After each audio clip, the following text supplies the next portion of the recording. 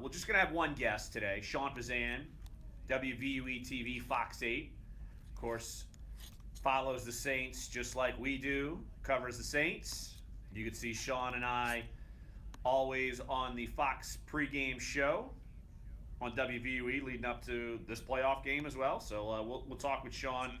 And my big question, and I figured middle of the week, because towards the end of the week we're going to have plenty of guests, basically talking Saints Vikings. We'll have some sound from the locker room as the first media availability is today. It's a typical Wednesday in Saints land. Nothing has changed since they play Sunday afternoon. So even though there probably will be more media all over the place in the locker room, it's still just normal work week, which I think works perfectly for the Saints. They don't have to worry about a Saturday game, moving some things up, so perfect scenario for them. But Jeff, today's show, I want to jump into the concerns. What might concern the Saints going into this game? Injuries, matchups, you name it. I want to hear all of our concerns, all of your concerns out there. We want to get you guys involved in the show as well. 504-260-1280 is the number to get involved. Biggest concerns of this thing. And Jeff, you talk to people just out and about in the street, and of course people are confident that the Saints could win this game, and yet they're still leery at the same time. So I think it's maybe cautious optimism for this team, and basically for the fan base going forward, cautious optimism.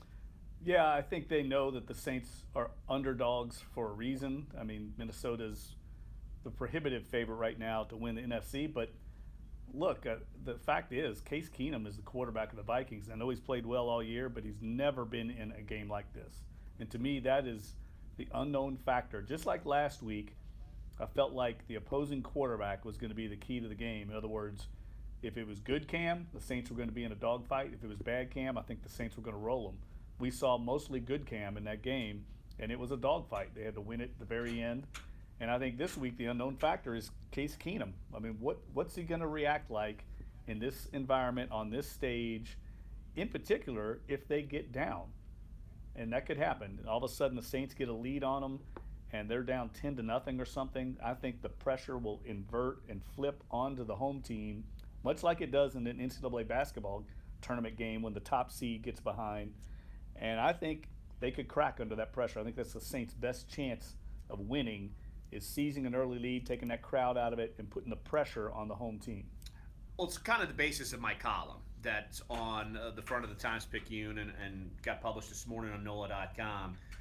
There is an experience factor there. And you could look at all of the quarterbacks going into this as far as Matt Ryan versus Nick Foles. And, of course, it's not quarterback A versus quarterback B. We know that that's not what it is, but it's one quarterback on one side of the field has played in playoff games, played in a Super Bowl. The other one, some are making their playoff debuts. Some don't. Nick Foles is 0-1 in the playoffs, and you just look at this, and Breeze has played. This will be his 12th playoff game. The last time Case Keenum played in a playoff game was high school. Was at Abilene Wiley. That's the last time he played in a playoff game. The last time any of them played in a bowl game, Drew Brees played in the Super Bowl. Case Keenum played in the Ticket City Bowl. So there are certainly stark contrasts with this matchup. Now, and I tried to make this clear in my column. I'm not saying that Case Keenum isn't capable of getting it done. Look, we've seen him get it done. Do they want to put everything on his shoulders? No. Have they needed to do that in their big-time run? No. But, as you say, Jeff, if you're in a tight spot and you've never been under the gun as far as pressure is concerned, a la like Drew Brees has, Ben Roethlisberger, Tom Brady, even though 28-3 Matt Ryan, they still got it done in the playoffs to get to that point. So it's something that every one of these matchups is a stark contrast as far as quarterback experience is concerned. No doubt about it. And I think there's going to come a point in time when, in this game, Case Keenum is going to have to make a big play to get it done. And I'm not sure I have the confidence that he can. They're going to lean on their defense, lean on their rushing attack. They're 10th in the league, I think, in rushing. Their defense leads the league. They're in every category almost. They're really at the top of the league in red zone. They lead the league in third down efficiency. All those things add up to where it's going to be tough sledding for the Saints. I think they've allowed the fewest 20-yard-plus connections in passing in the league. So the Saints are probably going to have to move the ball in bites rather than chunks. They had a couple of chunk plays in that first game against them, a big play to Tommy Lee Lewis, of all people, downfield. But I think another factor, you talked about, you're going to do a column, I know, on the difference between these first game and today. I think people forget in that first game, Terron Armstead did not play, and Zach Strief was injured in the second quarter. They had to play Cineo Clemente at right tackle. Ryan Remchek was the starting left tackle. You're right. I actually did forget about that. Thank you. I better jot that down for my column. I forgot about that. I mean, their offensive line was going against one of the best D-lines in the league, and they were makeshift. And now you're going to get them at mostly full strength. Obviously, Andres Pete's not going to be there, but Cineo Clemente is much more comfortable at guard than he is at right tackle. I think that's another factor that the Saints are going to lean on, probably contributed to why they struggled to run the ball. Yeah, I agree. And look, we want to get your involvement in this show. I mean, we're pretty wide open today, so we're opening up your involvement. What are your concerns going into this game? 504-260-1280 is the number to get involved. Let's head up to Baton Rouge and talk with Larry. Hey, Larry, thanks for calling Dunc and Holder. What you got? Hey, good morning. Morning. All right. Yeah, man, I just wanted to kind of drop my input on it. I really just think going into the Minnesota game, I was thinking this morning, I think it's just going to come down to which D-line is going to dominate better, whether it's Minnesota or New Orleans, because I think I think they'll determine a big factor in this game. And then when you look at Minnesota, man, I'm like, nobody's not taking nothing from Minnesota. They're a good team. They're not the number 2 seed for nothing. I mean, but if you look at it, they played teams like Tampa Bay, Detroit, Chicago, Green Bay. The Saints played all of those teams. Tampa twice. That's by true, the way. But I'm saying, like, every one of them you just they named. didn't play like the type of offense they're running into. Like, you remember when they played the Steelers? Now, they did lose to them 28-8. So it's not like, I'm just saying, man. All I'm saying is actually 26-9, but you're close. This type of team that they're getting ready to face coming up. I'm not saying that Minnesota is not a good team. All I'm saying is they just haven't played this type of caliber of a team. So it's just going to be an interesting matchup to see because, just like Jeff said, we didn't have Tyron Armstead, and, this is a totally different team from week 1. Remember, Crowley didn't even play in week 1. He was inactive. Well, they didn't, and they decided not to start an 11th guy in the first play of the game. So that maybe they'll actually have all 11 guys on the field for defense. Well, the good way of looking at it is the Saints didn't have Armstead and Zach Strief went down and Crawley's back. But the bad side is there's no A.J. Klein out there. There's no Alex Okafor who made a couple plays. Alex Anzalone's out. I mean, the Saints have lost a lot through attrition as well. So it's good and bad that they're different lineups. Yeah, that's why I say it's going to really – that's why I was basically saying I think it's going to come down to which D-line to really dominate, which D-line to dominate the game to kind of, decide the output of this game. I think it's a good matchup, though, man. I think the teams are even, if you ask me. I agree. Just one more thing before I go. This is like yesterday, this is why I don't listen to outside media. I just listen to y'all, the local media. Smart man. Know more about the Saints than anything. Yep, but smart man, Larry. Said that Case Keenum is better than Drew Brees. Oh, I saw that. What was that on NFL Network? I mean, That's just trying to get attention. Somebody, for us to talk about it, and we Skip basically Bayless. just dismiss it and give me a break. I mean, he's not bad. It's just absurd. I mean, that's just absurd. Hey, Larry, appreciate the phone call, appreciate the insight, and thanks for listening. Thanks, Larry. And I agree. You look at, we know the defensive front for the Vikings is going to be a big factor, and we had on Patrick Royce from the Minneapolis Star-Tribune earlier this week, and he knows that they have Everson Griffin, but it sounds like he's been kind of playing banged up. Right. So that's a plus. And Daniil Hunter, I think he has 7 sacks this season. It's not like he had the monster season like he did last year. Now, I'm not trying to discount them. I'm just saying that they aren't impervious to being blocked is maybe where I'm going with here. Yeah, and Sean Payton today on the conference call talked about a lot of the different schematic things they do defensively. He said they'll send linebackers on blitzes.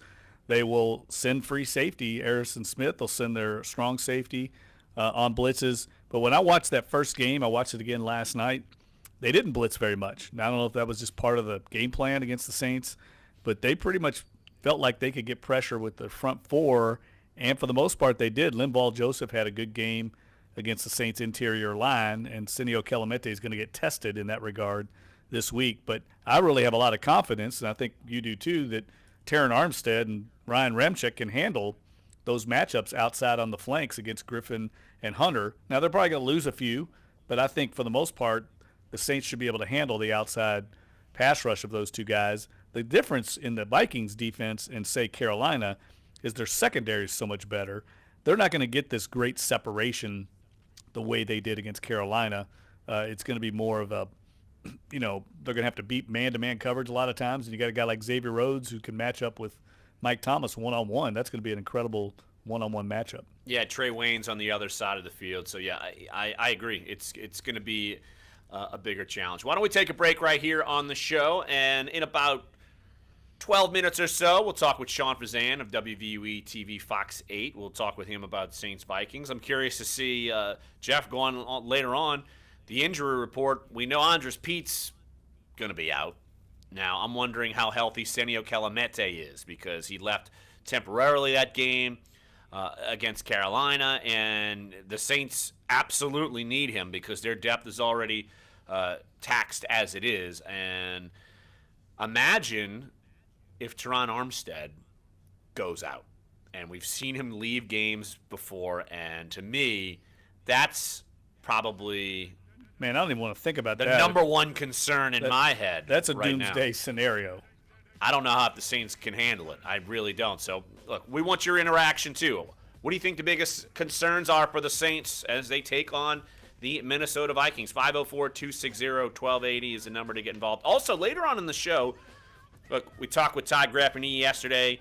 Tulane men's basketball team lost in Memphis. They were down huge and then cut it to single digits and only lost single digits. But the post-game chat between Todd and Mike Dunleavy, Mike Dunleavy was hot. And he wasn't hot at officials. He was hot at his own team. And I want to play the Q&A with him because I think it just shows, at least Uptown basketball, they're not messing around. Mike Dunleavy wants to turn this thing around, and he's letting his team know it, that they have a golden opportunity. And that one in Memphis, they let just drift away. So you'll hear from that later on in the show as well. So come on back. Sports 1280, NOLA.com, and the iHeartRadio app.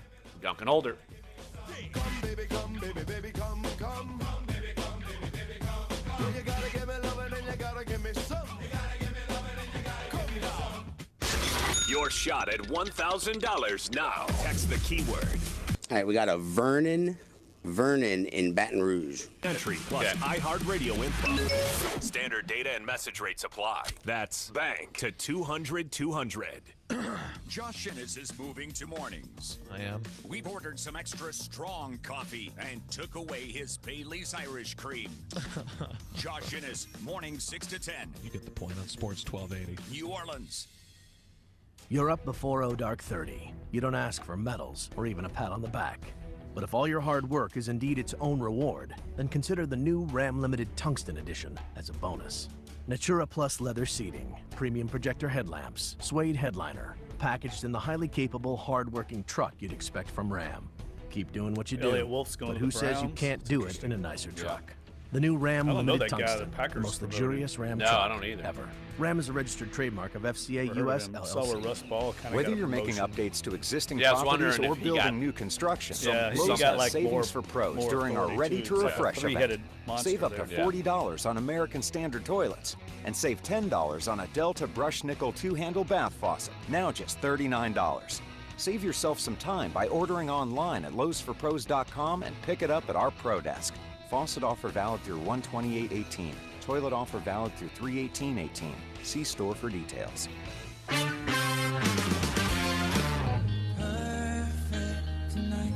Ed Sheeran and Beyonce's Perfect, #1 on the Billboard Hot 100 singles chart for a 5th week. Look what you done.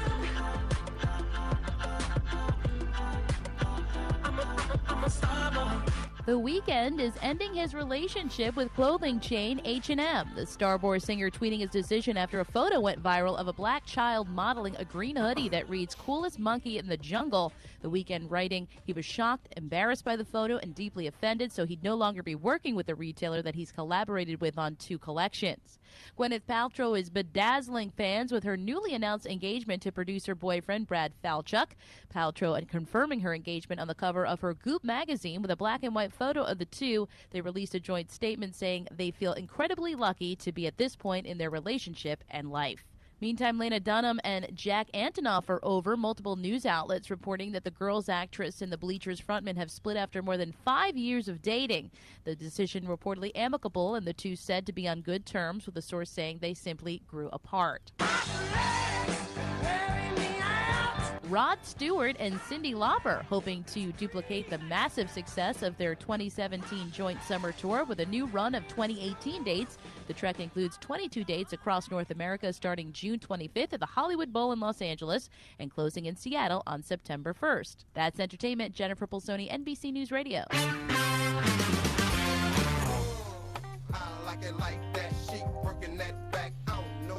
This is Dunc and Holder on Sports 1280, New Orleans.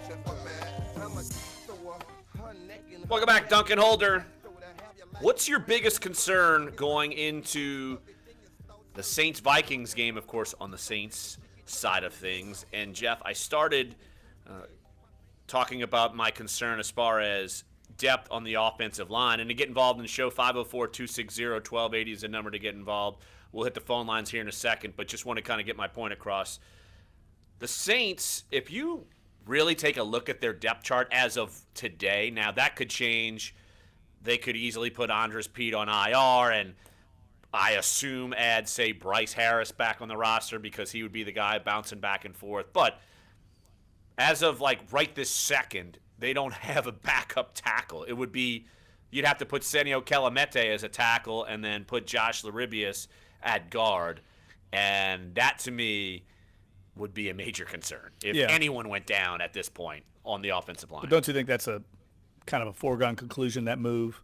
Pete, I would think Pete so. on IR, bring in Bryce Harris. He knows the system, and he's the swing guy. He can kind of play in that system. But look, no team in the league can afford to lose as many offensive linemen as the Saints have. It's remarkable that they've done so well. Exactly. It's remarkable. And not have a drop-off. And the fact is, they started the season with 7 starting caliber offensive linemen.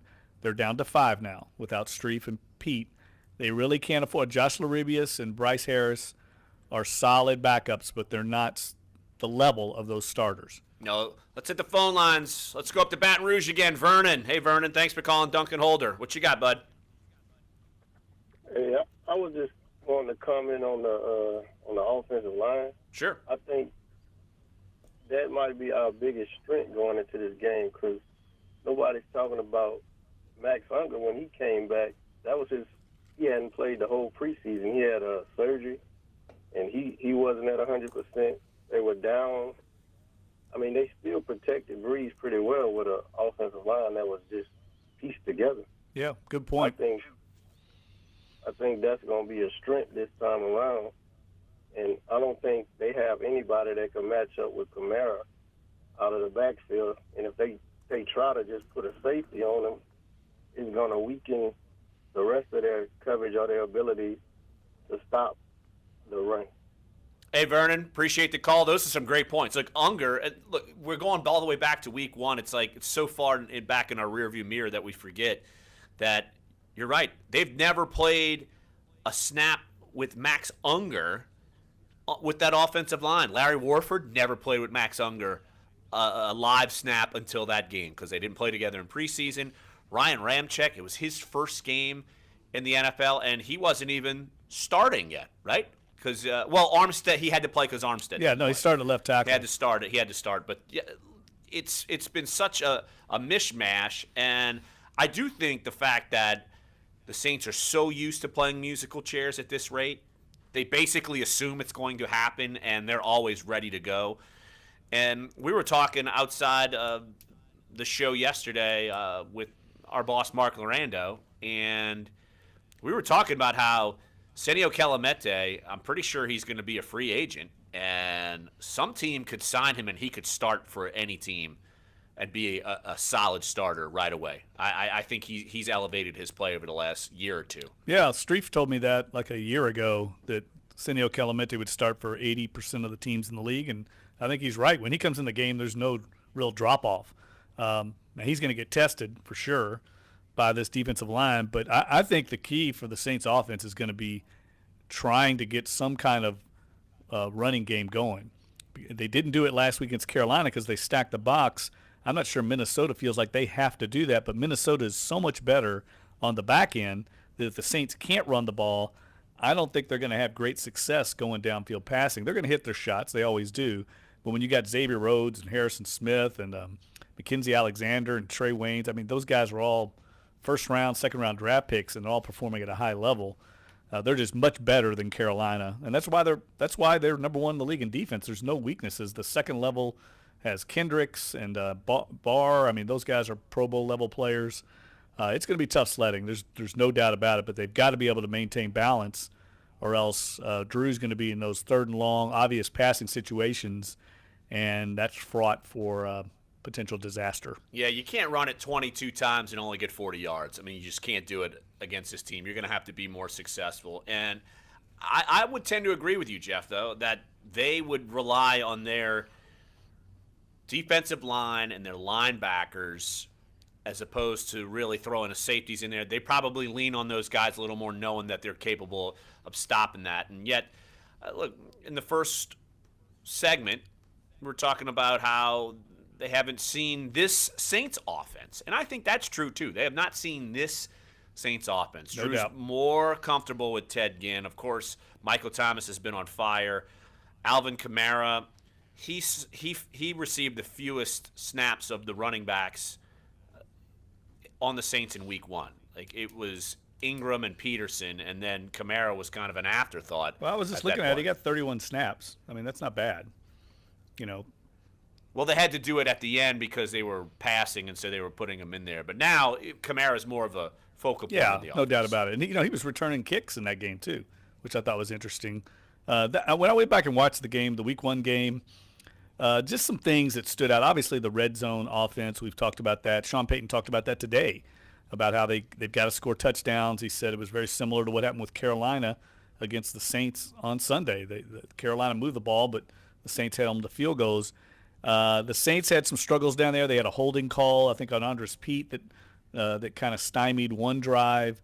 They had a really bizarre sequence of play calls during one. Remember when they tried to pitch it outside to Kamara, I think, or it ran on 3rd and 3 or 4 to Kamara up the middle. He got stoned, and then they tried to go to Peterson. I think they were so caught up in trying to get the ball to Peterson in that first game just because it was against the Vikings. That's out the window. They don't have to worry about that anymore.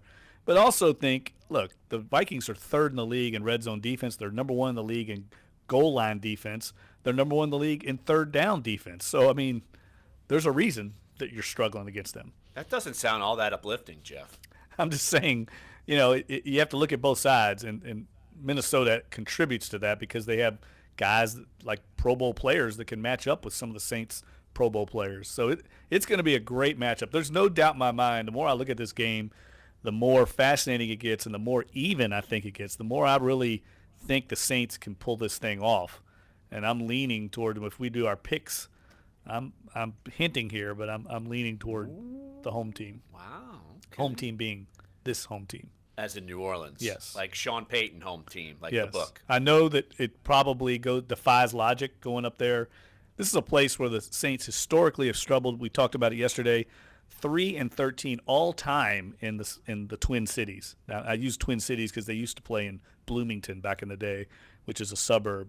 But they've just not played well against Minnesota. Matter of fact, they've got against the Vikings overall. I think they're 10-19. The lowest winning percentage against any team in the NFC.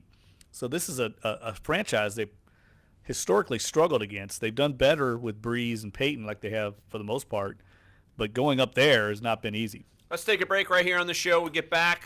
Let's talk with our good friend Shawn Tisane, WVUE TV, Fox 8's Saints reporter. Of course, wherever the Saints go, he's going too, just like we are. So he'll be heading up to Minneapolis, and we'll be a part of the Fox 8 pregame show. So we'll talk with Shawn about Saints Vikings coming up next here. Sports 1280, NOLA.com, and the iHeartRadio app. Dunc and Holder.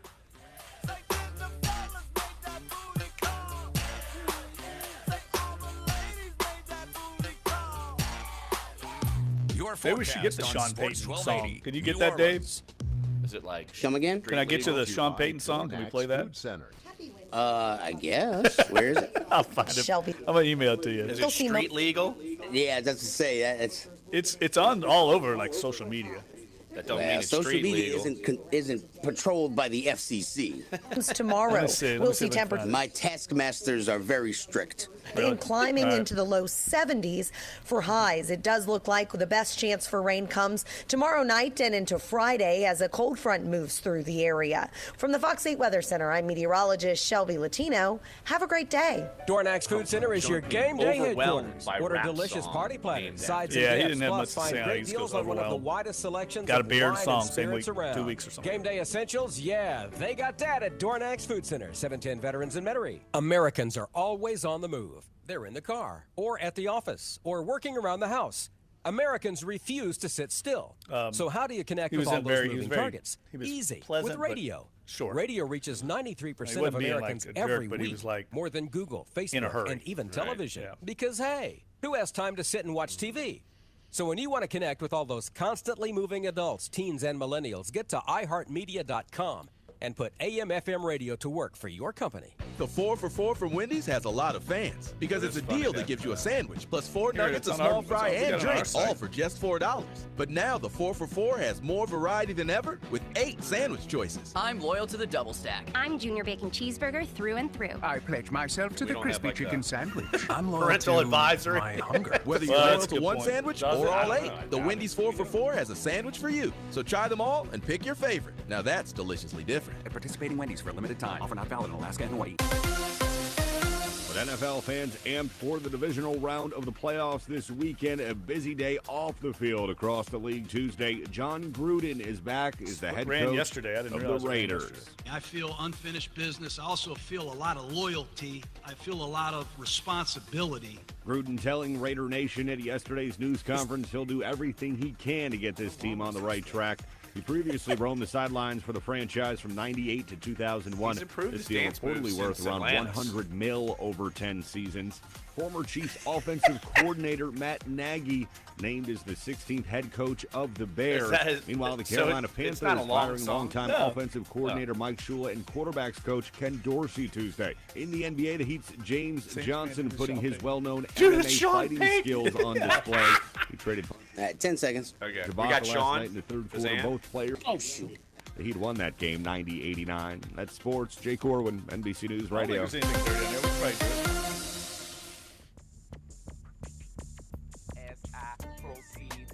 Whether you bless those boys or take flight, we're talking your teams. Sports 1280, New Orleans. All right, stall. Give me a second.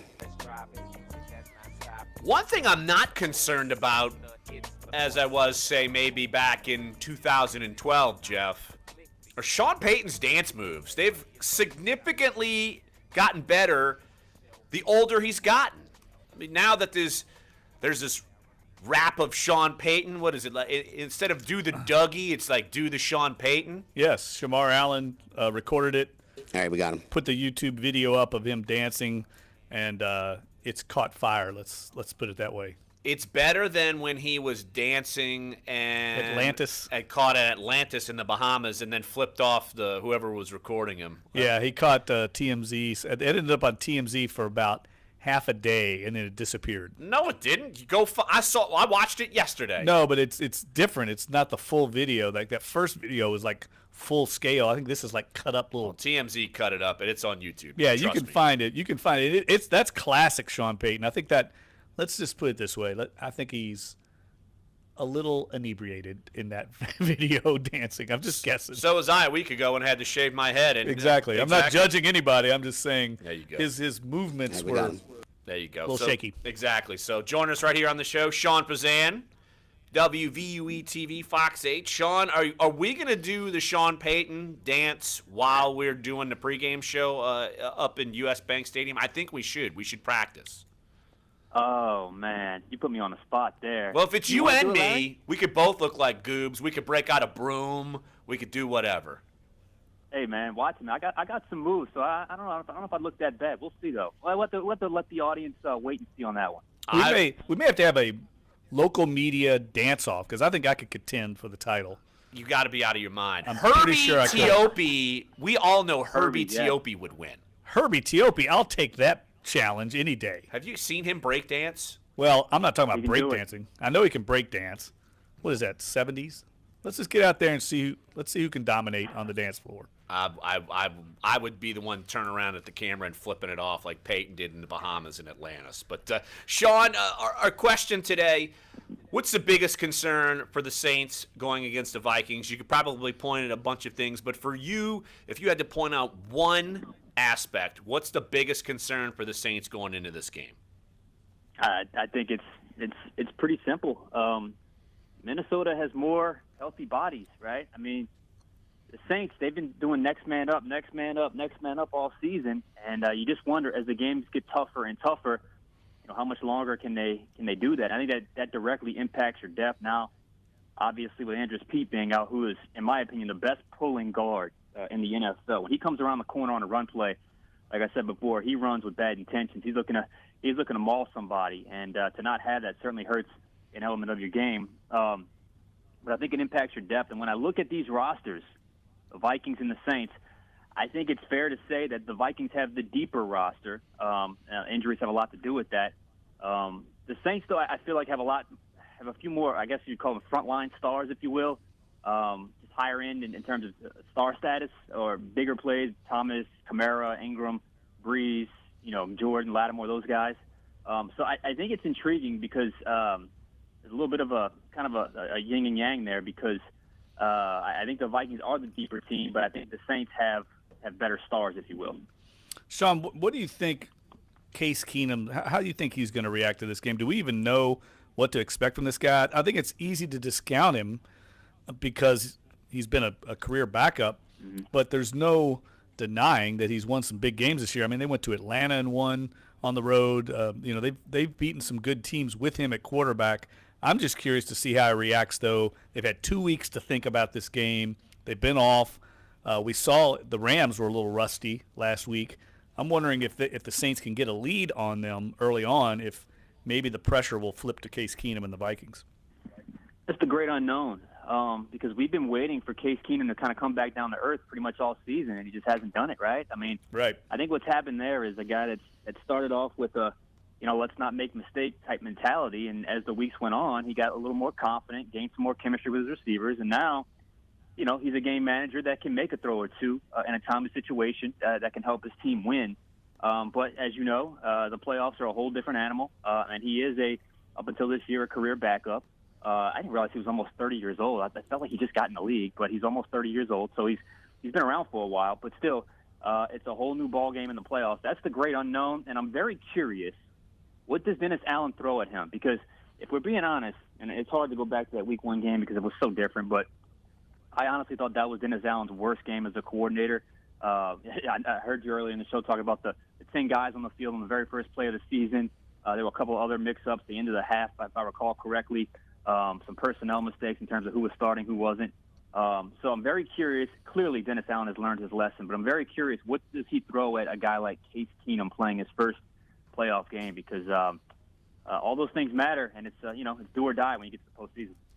Shawn Tisane, Fox 8 Sports, join us right here on Dunc and Holder. Of course, Shawn and I will be on the Fox 8 pregame show, as we are each and every, just about each and every Saints game, even if it's not on Fox 8. But, of course, this one will be on Fox 8, kickoff 3:40. Shawn, you look at the matchups as far as wide receiver core versus secondary, and I think both sides of the coin will be something we need to pay attention to, because there's only one Xavier Rhodes, there's only one Marshawn Lattimore, so I think both of those guys are going to key in on one receiver.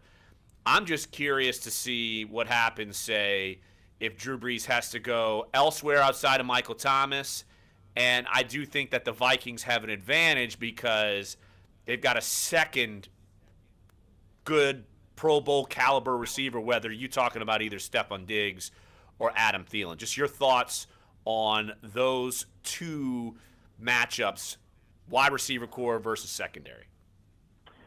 I think that's key. I really do, because as I was going through kind of you visualize the matchups and where could the Saints have an advantage, where could the Vikings have an advantage, and I'm right there with you. I think that's key. Who wins that matchup, whether on either side?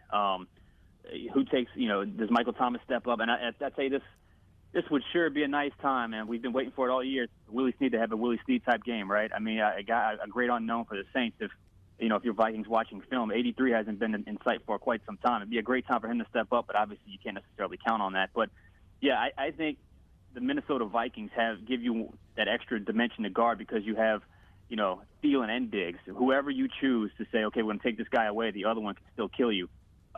So I think that's the matchup of the game, quite frankly, is who is able to win that matchup.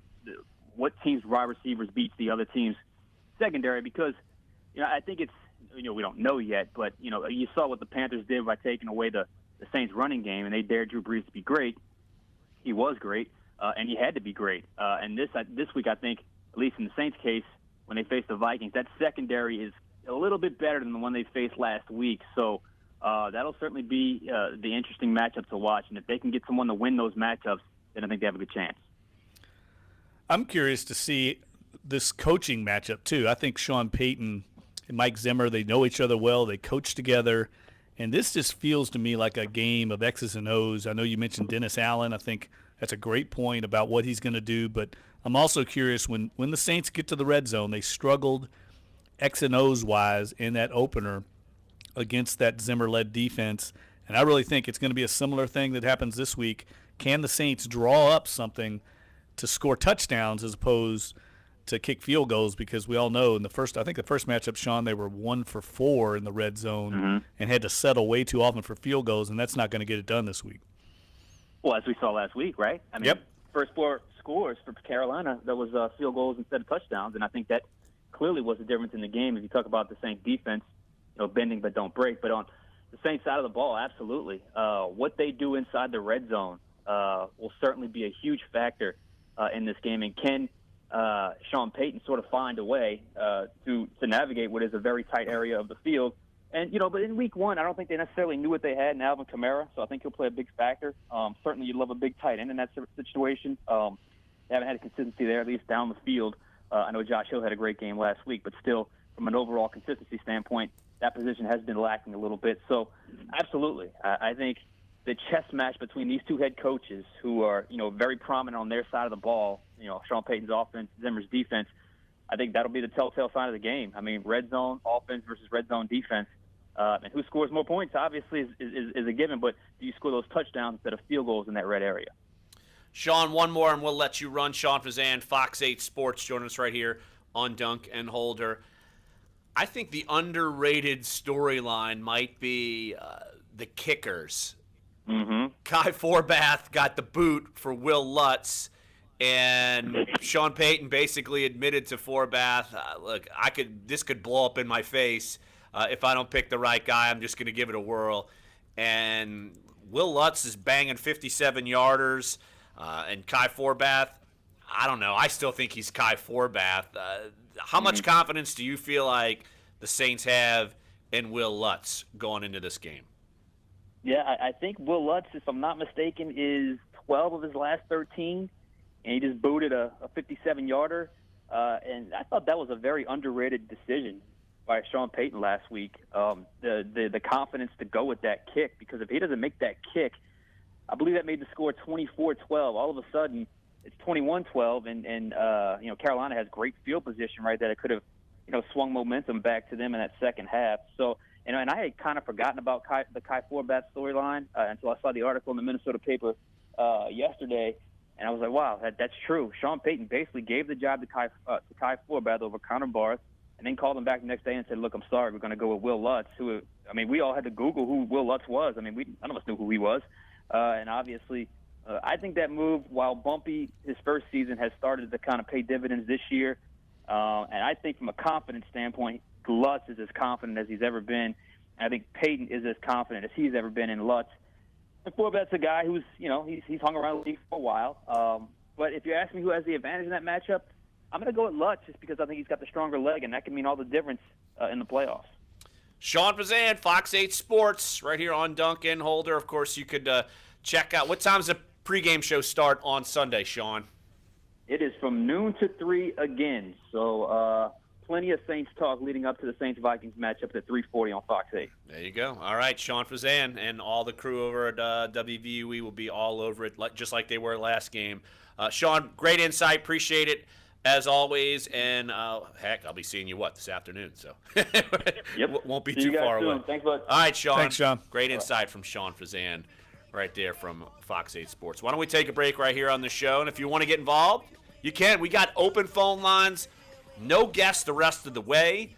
Want your reaction as far as what do you feel like is your major concern or concerns, or do you feel so good you feel like the Saints have good matchups against the Vikings? We want your reaction. 504-260-1280 is the number to get involved here on Sports 1280, NOLA.com, and the iHeartRadio app. We're Dunc and Holder. Let me hear you say twerk some player. Let me hear you say twerk some player. Again, yo, twerk some nigga. Forbath's 32 of 38. Cold, freezing hot. The 53-yarder. Cash money in your hot little hand. You could win $1,000 in your hand. Yeah, they had a good Listening story. every hour, weekdays from 5 a.m. to 8 p.m. on Sports 1280. LAX Airport. Hi, I'm Lieutenant Governor Bill Nungesser. Louisiana is more than just a place to visit. It's our way of life, and that means being outdoors. Join the nearly 2 million people who camp, bike, paddle, and hiked our state parks last year. Hey, Dave? As we invite you to do the same.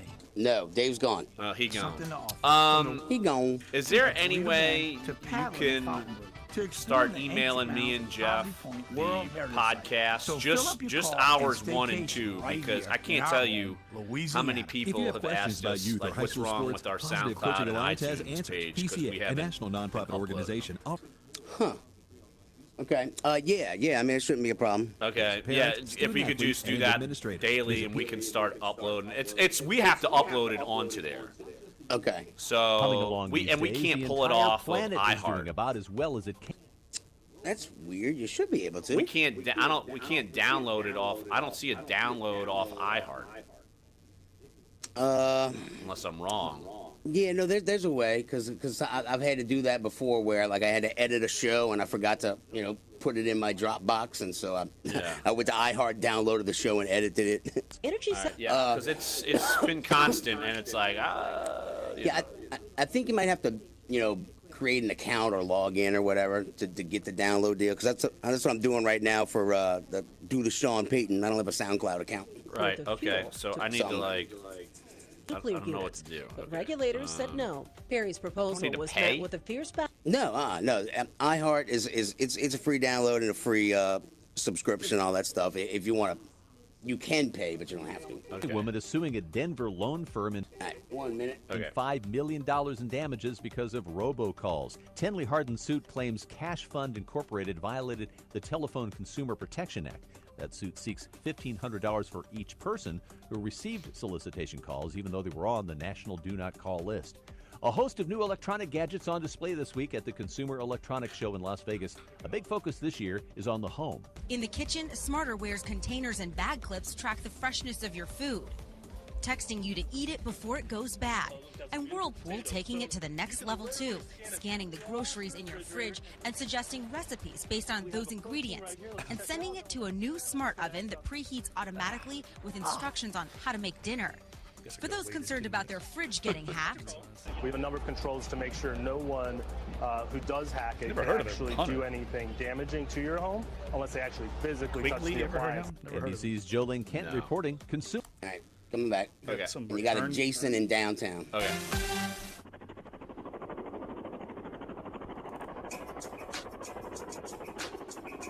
This is Dunc and Holder on Sports 1280, New Orleans.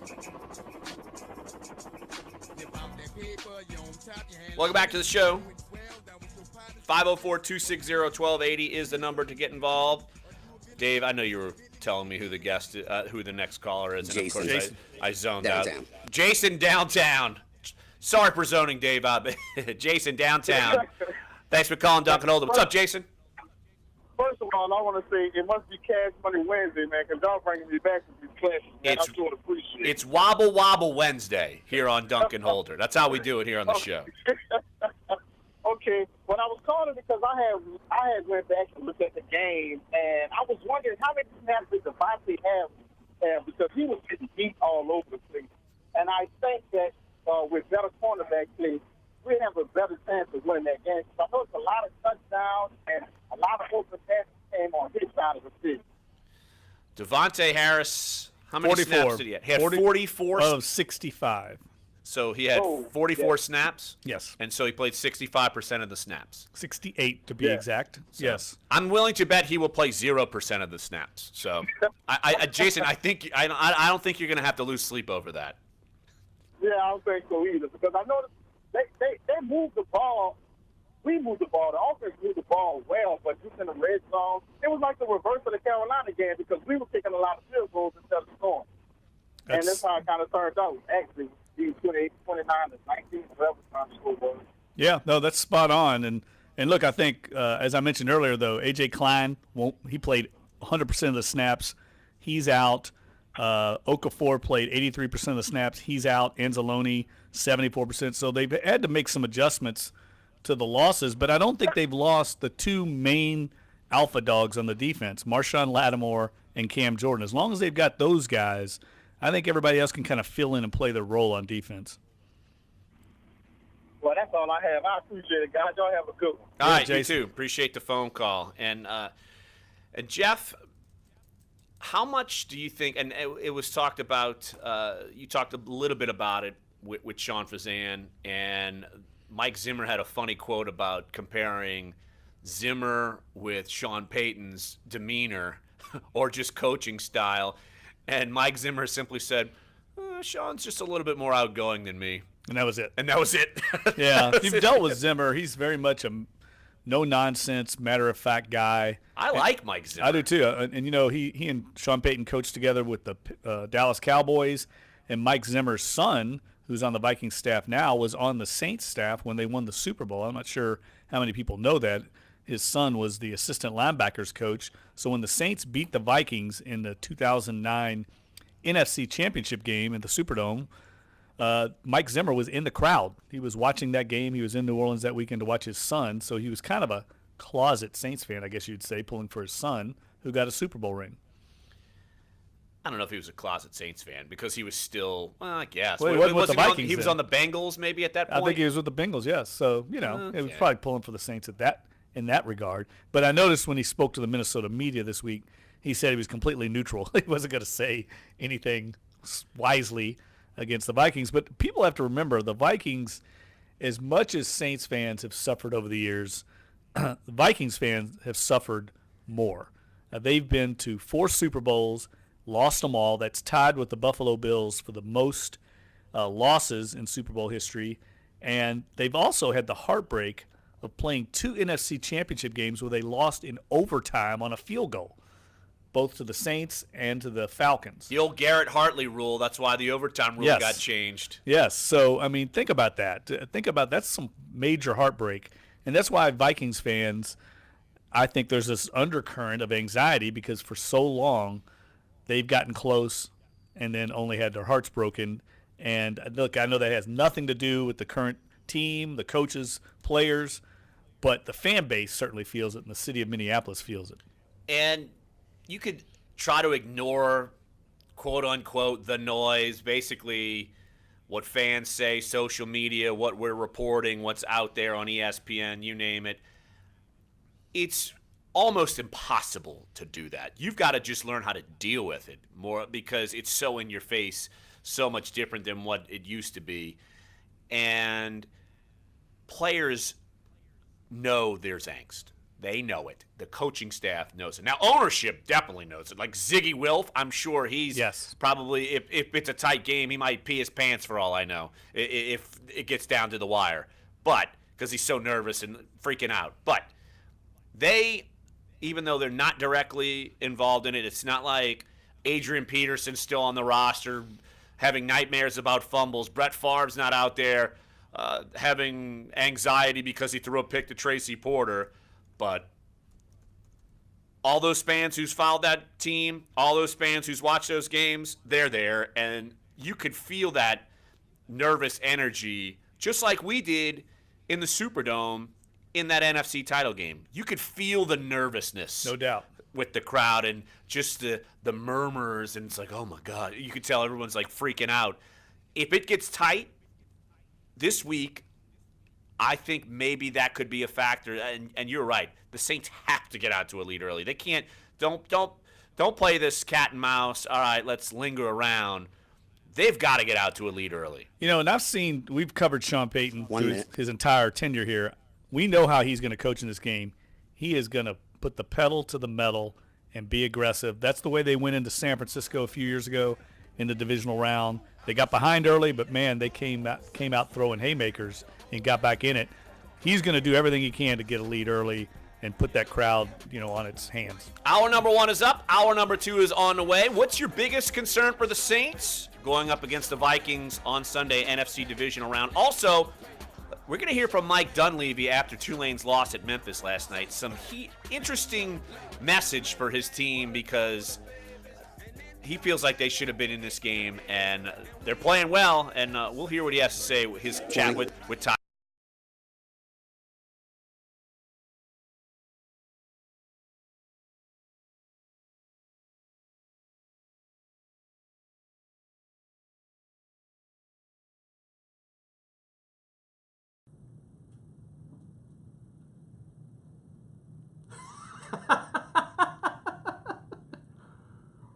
Is this a Sean Payton?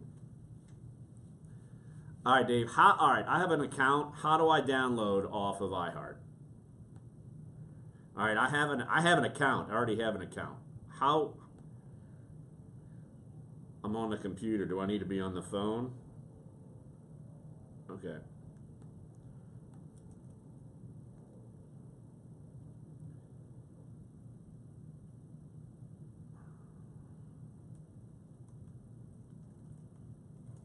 All right.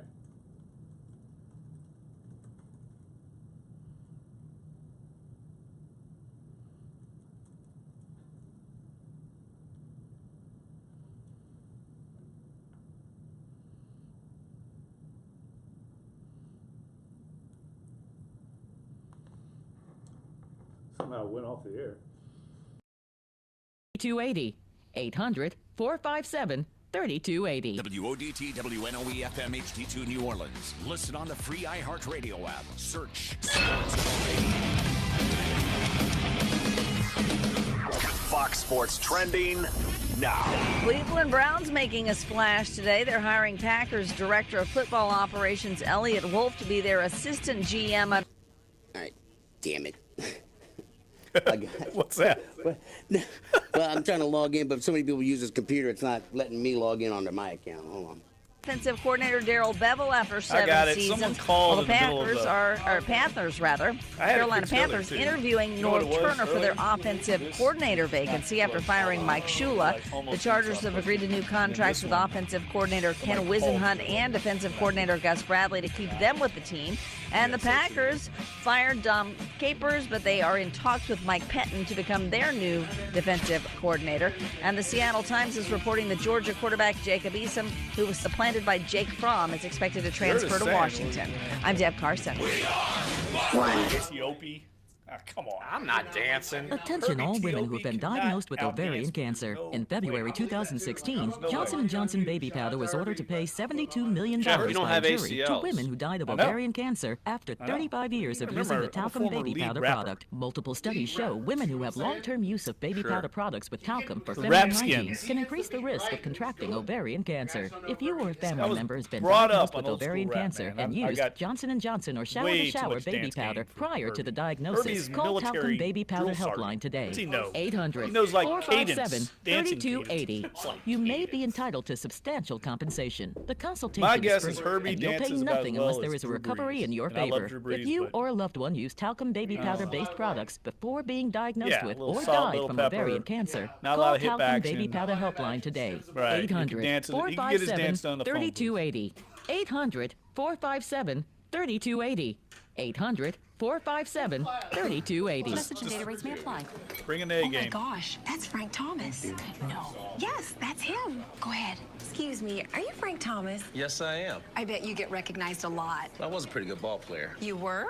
Some people thought so. Sorry, we recognize you from those Nugenix commercials. Oh, yeah? That's great. So does Nugenix really work? Oh, yeah. I really can feel the difference. My workouts are better, and I feel a lot more energetic. I wish my husband would use Nugenix. It's so easy to get started. All you have to do is send one simple text. Text the word GRIT to 42424 for a complimentary bottle of award-winning Nugenix, the #1 selling free testosterone booster at GNC. Its unique man-boosting formula is powered by Testofen, a patented key ingredient clinically researched to help a man feel stronger, leaner, more energetic, and more passionate. And you're going to like the difference, too. Text GRIT to 42424 for a complimentary bottle of Nugenix. Samples are not available in stores. Text GRIT to 42424. In Africa, 5-year-old Chiru has no choice. She and millions like her walk miles a day for dirty water. But together, we can end their walk by providing clean water close by. Instead of spending hours walking to get water that makes them sick, girls can be in a classroom and moms will gain back time to care for their families. Sons and daughters can grow up strong, finally free of sicknesses. It's true. When you just add water, you change a life. Learn more at worldvision.org.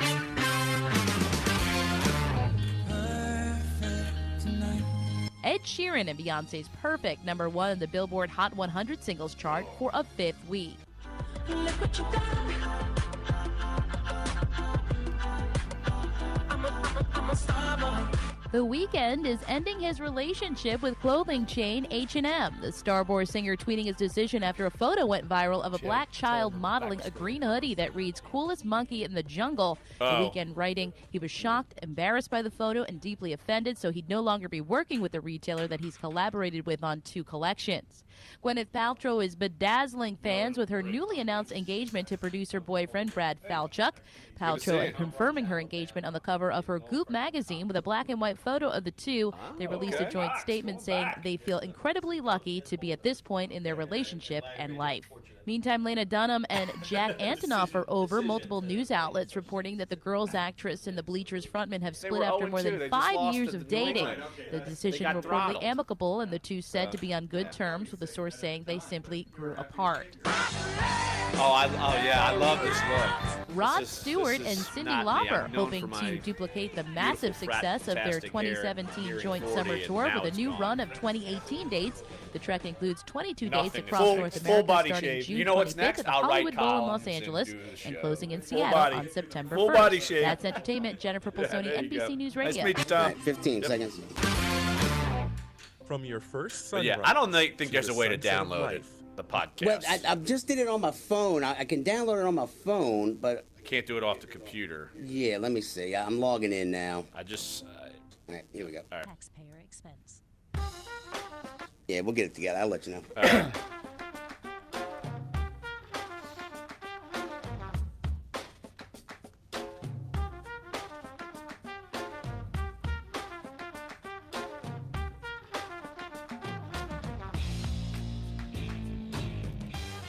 Dunc and Holder, hour number 2 on a Wednesday, January 10th. Jeff, have you gone and gotten your full bodysuit for the trip up to Minneapolis? I went to buy a scarf yesterday and did not fulfill that expectation. So I'm still in the process of adding to my wardrobe. I still need to buy gloves. I'm stealing my almost 3-year-old's Thomas the Train knit hat, so it's just giant. I'm going to be a sore thumb, so I'm going to wear that. And I have a scarf, but I've only got one pair of long underwear. I guess that should suffice, right? One pair? Should I bring several? Like, layer up? 3 pairs of long underwear, 2 pairs of jeans, 5 socks. Just do it all. I don't think we need that much. We're not going to be outside that much. Well, you put us in a hotel where we're not on the skywalk, and we're going to go through... We're close. ...the blizzard. Close? We are very close. How close?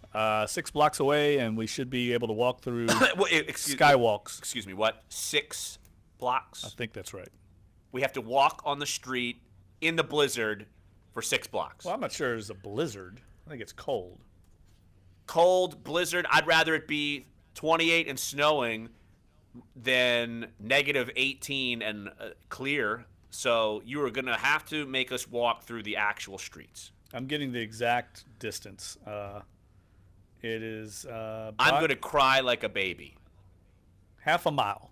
You can't walk half a mile? In negative 14 degrees? No. Yes, you can. No, actually you're you gonna will. You're You'll gonna have to. You're gonna have to hold me. I cannot hold you. I'm gonna make sure we get a pedicab up there. Do you think they have pedicabs when it's negative 14 degrees? They might have like dog sleds. You know, Iditarod type transportation. Do they take Visa company cards?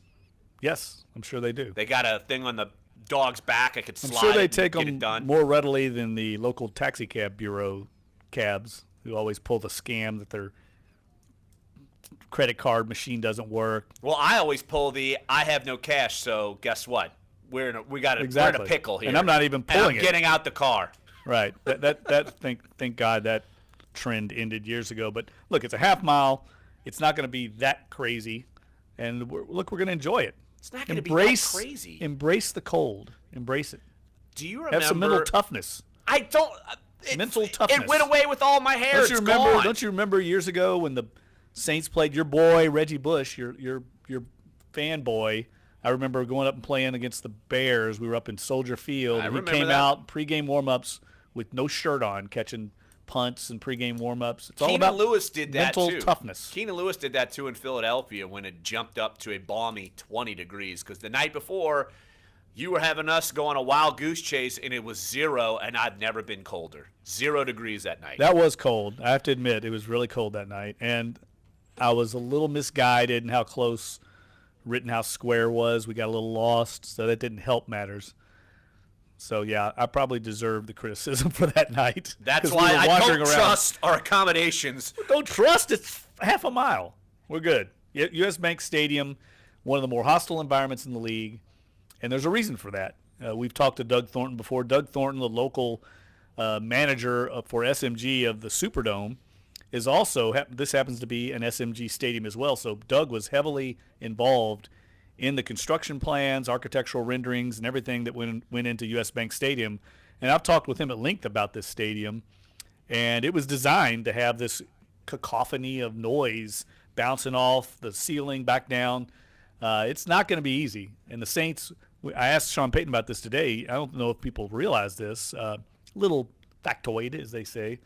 Saints have had 6 false start penalties this year, lowest in the league by a wide margin. Most teams are between like 15 and 20. Some teams up around 25 false starts.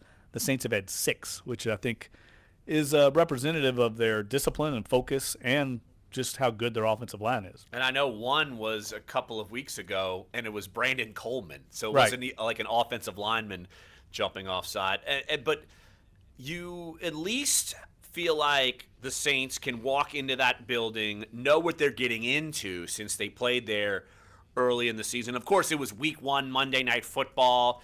There is an enthusiasm there. And this is, I'm assuming it's going to be amplified, but I don't know how much more you can really amplify it because that place was loud as holy get out in that Week 1 matchup. And I assume it's going to be just as loud, rambunctious. But I keep going back to the fact that maybe the Vikings come out a little tight. Maybe. I don't know. I think there's a real possibility they could of that. do that. I think Sean Payton's going to be swinging for the fences and trying to land some, haymakers early to get them back on their heels, take the crowd out of it. That's just the way he coaches. I mean, he's going to be aggressive, and Saints fans love him for that when it works. When it doesn't work, like last week when he went on 4th and 2, he gets questioned. But I like his mentality. I think that's the way you coach. You coach to win, and Dennis Allen's the same way. That's why there's such a good marriage, I think, right now, offensively and defensively. And I think the Saints are going to be very aggressive and let the chips fall where they may, but they're not going to go down not swinging. Yeah, I think, and this goes back to the column I wrote after the game, the two calls that they made as far as the blitz on the final play of the game on Cam Newton and the 4th down call, I have no problem with them going for either one of them. If they would have gotten burned by both of them, I wouldn't have had a problem with them doing that either, because given the way this team has won games this year and their nature, aggressive, don't become what you were, say, in Tampa Bay. They punt it. Jameis Winston almost miraculously brings them down the field, and they score and they lose that game. I think that scenario taught them, let's not try to be what we're not, and that's kind of a passive, let's see if they can flounder kind of thing. The Saints need to go out and take it. Don't let it be handed to them. Yeah, it's not going to be handed to them. That's a great point. And look, we all know Drew Brees. He's going to take some shots down the field. He did it last week. I think he hit a seam route to Josh Hill over the linebackers in a very tight window. He did it in the opener. When I went back and watched the game against the Vikings, he had a thread-the-needle job to Kobe Fleener down the seam over a linebacker's head. Every once in a while, that linebacker is going to turn around or tip it, and it's going to go to the safety and it's going to get picked. We've seen it happen a bunch of times. The Saints just have to avoid that happening this week. They cannot afford to give the short field to the Vikings, get that crowd into it. They have to play mistake-free football. And for the most part, they did that last week against Carolina. I almost don't count the interception Drew threw on 4th and 2. He was just throwing it up. I don't think he does that on 2nd down. I think that was strictly a, hey, I'm just going to maybe get a pass interference call. He took a risk on 4th down. But they've largely avoided these turnovers. And on the road, in particular in these loud environments, sometimes those tend to crop up. And I got this message on Twitter this morning, and someone was saying how they feel like this is eerily similar to 2013 season divisional round going to Seattle. Same sort of environment, same sort of challenge against the defense. Remember that game, Russell Wilson was not this MVP Russell Wilson. He was inaccurate. He couldn't hit slant routes. It was kind of the game kind of changed complexion when I was about to say Reggie Bush. Mark Ingram had that fumble, and that was the tightest game that Seattle played in the playoffs was against the Saints, and the Saints nearly escaped with the win. But I tweeted back at the guy. I just said, at least it's indoors, and you don't have to deal with rain or chilly or crazy conditions. Now, the noise will be the same because Seattle Stadium, we've been there multiple times, and that place is rocking. This place is going to be rocking. But I do think also it's an advantage, just like in that 13 season. They went to Seattle before. They did not handle it very well. They went back a second time and handled it much better. Now, they didn't win, but they handled it much better, and I can see some similarities there. Yeah, I think the Saints are 0-3 in divisional round games on the road. They've never won one of these games on the road. They lost to Minnesota. Back when I was the beat writer in 2000, they went up there after they beat the Rams, won their first playoff game, and just got trucked by Dante Culpepper and Randy Moss in that group. And then they lost in San Francisco and lost, of course, in Seattle. Those are all three big challenges. They were big underdogs in all three of those games. And I thought played well in San Francisco in that great game, memorable game. And you're right, played much better in Seattle. So I see this being a very similar type of challenge, but I don't know if this Vikings team is as dominant as that Seattle team that the Saints played, or even that San Francisco team. I think that San Francisco team should have won the Super Bowl. I don't know. They didn't have a very good game in the Super Bowl against Baltimore. I felt like they were the best team that year and lost it. And I felt like the Saints played. No, the Giants beat them the next week. You're thinking of the I'm thinking next of that. season. Yeah, you're right. It's the same team, I guess, just a different year. Well, because Kaepernick was the quarterback then, and right. Alex Smith was you're the right. quarterback in 11. And the other thing, I go back to that 2000 loss, and we were just talking to Todd on he was emailing you and I about that game. He went to that game, one of our listeners, the one in 2000 I'm referencing. Old school Saints fans remember that game. Saints beat the Rams. They go up there and get annihilated for the most part by the Vikings. And the Vikings have this letdown the next week and go and play a very mediocre Giants team. And I think they got beat like 41-0, if I remember correctly. Just non-competitive game with that great offense. They had Jake Reed, Chris Carter, Randy Moss. They were dominant all year offensively and didn't even score. And it's just a blowout. And that was kind of shocking, I think. And so the Saints obviously historically haven't done that well in this round. And the challenge is there. It's evident. But this team, there's something about them. Mentally tough. They're 4-4 on the road, which doesn't sound that good. The opener they lost in Minnesota. They've lost their last three. But all three of them were competitive games. They lost to the Rams on the road without their starting corners. They lose at the Falcons. We all know that game was nip and tuck. And then the Bucs game came down to the last second, too. So this is a good road team. Yeah, you don't expect them to be 7-1 on the road. So the fact that they're 4-4, this was the same way even back in the 2011 season when they were dominant. I mean, didn't they win every game at home, and then they went 5-3 on the road. It's just what it is. You talking about Super Bowl year or was it 11? I'm blanking. I don't know. The Super Bowl. I mean, 2011 they were 13-3 overall. I know that. Right. And I think I'd like to say. Yeah, they did. And then so that makes them 5-3 on the road. So the Saints and the road. That's not something where they've never won a playoff game on the road. Well, they have, and they did it in Philadelphia, and Drew Brees was quarterback, and we've seen it happen. That was outdoors in the elements. So this is certainly going to be a different task, and yet, Jeff, I know we're going to have to make a prediction here soon. And everyone who I've kind of run into outside of the show, wherever I've been out and about, I keep saying I don't have a good feeling about it. And yet I'm almost in your court where there are a lot of reasons to think that the Saints can win this game. Yeah. There are. Yeah, I think it's a true even matchup. And I think the home field advantage obviously is something that has to be recognized because it's going to be very real. But I think the Saints' experience advantage, and not in the roster itself, because let's face it, the Saints' core is all first and second year players. It's more in the guys in the battery, the head coach and the defense coordinator and the quarterback. I mean, those are the main guys that win games, and they all have been there. And I'm not sure this Vikings staff has been there to this degree. And I know Case Keenum hasn't been there, so I like that. I like that factor in the Saints' advantage. And like I said, I think Sean Payton's going to come in very aggressive and try and seize control early. He understands the intangibles of a game and the atmosphere and confidence level and momentum flows. He's very good about that. I mean, that comes from Bill Parcells. And he understands the inherent pressure that could fall on Minnesota if they can get a lead.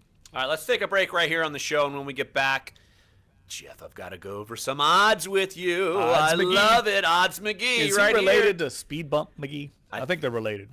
Brothers? Is Cam Jordan going to send me or from Jordan Winery? I was attached to that chain with the Jordan Winery and Cam Jordan. Yeah, they got attached to it too. So DJ and NOLA East to hold. It was fun. We got hijacked. Yeah. Hijacked by that.